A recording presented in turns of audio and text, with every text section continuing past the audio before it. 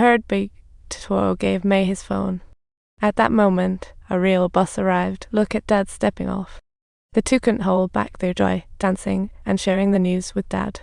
That night, Satsuki wrote to May's mom as usual. She told her mom about meeting Totoro. In that era, letters were the most reliable way to communicate. She hoped Mom would recover soon. She couldn't wait for Mom to come back so they could all play at the big haunted mansion together. The two were busy having fun with the phone. They were having a blast. When they finally opened the gift Totoro sent, it was stuffed with pine cones. At midnight, they awoke to noises outside. Satsuki looked up and saw 3 Totoros dancing in the pinecone field. They decided to sneak out and check it out.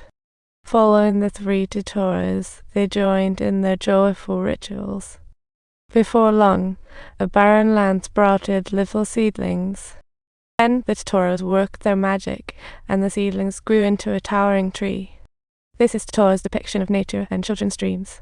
Whether true or false, what matters is kids believing in the world's beauty. Next, Totoro pulled out a top from his pocket, and the little Totoros jumped onto him right away. May happily followed.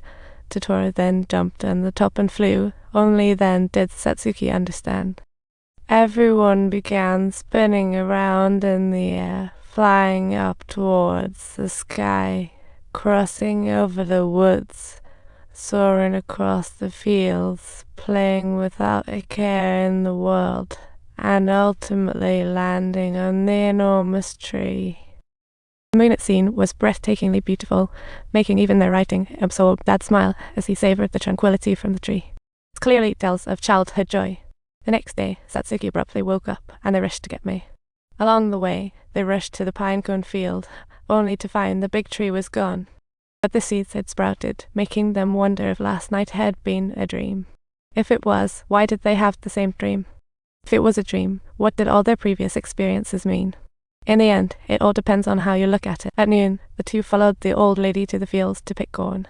May picked the biggest one to take to her mom, just as they were. Subtitles. Kaito hurriedly found them with a telegram for Satsuki. As her dad was out, Satsuki had to open it herself. She discovered the telegram was from the hospital. Worried about her mom, Satsuki started to panic, unsure, so the old lady asked Kaito to take Satsuki to a place in the village with a phone to call their dad back to handle the situation. She told May to stay and wait, but worried about their mom, May clutched the corn and followed along. Sure enough, May tripped and fell midway, leaving her to scramble around in confusion. Meanwhile, Satsuki contacted her dad, informed him of the hospital situation. He comforted her, asking her to go home and await news. On the other side, here it goes to you. This is for my mom. Go away, it's for my mom. Fortunately, May met Satsuki and others on her return, otherwise trouble would have ensued. So Satsuki informed May of their mom's worsening condition. The plan for Mom to go home tomorrow now seems like a lost cause. At that moment, May yelled for Mom to return immediately. Satsuki scolded her for being unreasonable. Even if Mom goes away, it won't matter, right?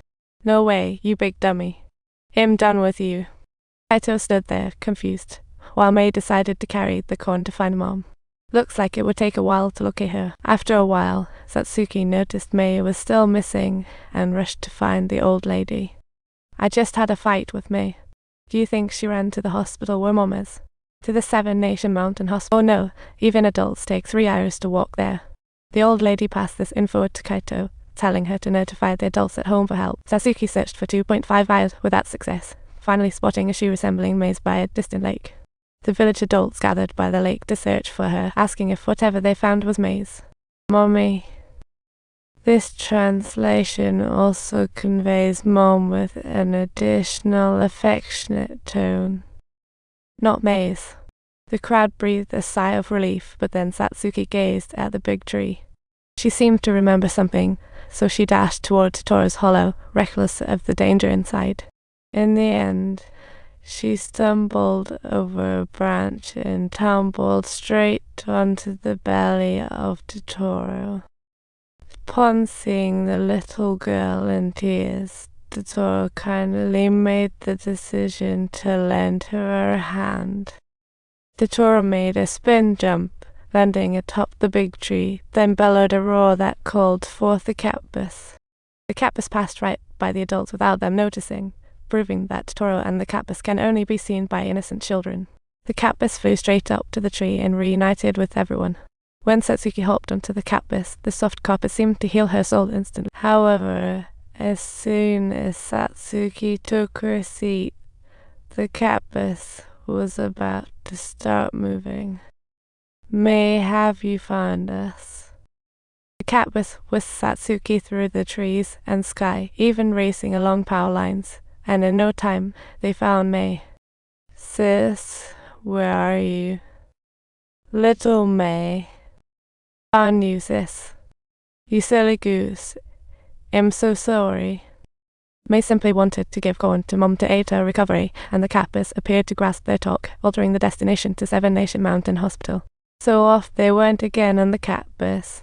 2 kids on a mission to the hospital. At the hospital, Dad talked to Mom, saying she just had a cold. The hospital sent a telegram unnecessarily, upsetting the family, but don't worry.